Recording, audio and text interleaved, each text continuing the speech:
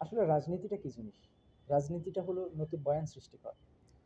তো রাজনীতি করতে হলে ফার্স্ট আমি কোন ন্যারেটিভ তৈরি করব, বয়ান কীরকম তৈরি করতে পারবো, এটা আমার রাজনীতির জন্য সবথেকে গুরুত্বপূর্ণ একটা বিষয়।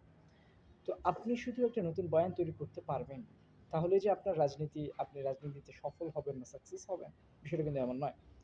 আপনি রাজনীতিতে সফল হতে হলে আপনাকে অবশ্যই আপনার যে প্রতিপক্ষ, তার যে রাজনৈতিক দুর্বলতা আছে, সেটাকে তাকে আঘাত করতে হবে।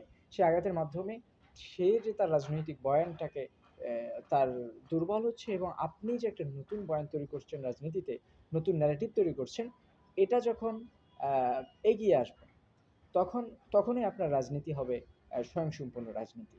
কিন্তু আপনি যদি অন্যের নিজের বয়ান নিজে তৈরি করেন, কিন্তু অন্যের বয়ানে বা আপনার প্রতিপক্ষ যে ন্যারেটিভ তৈরি করছে, সেই ন্যারেটিভকে যদি আপনি ভুল প্রমাণিত করার চেষ্টা করে এবং সেটাকে ভুল প্রমাণিত করতে সফল না হন, তাহলে আপনার রাজনীতির যে বয়ান, আপনার যে ন্যারেটিভ, এটাতে আপনি সাকসেস হবেন না।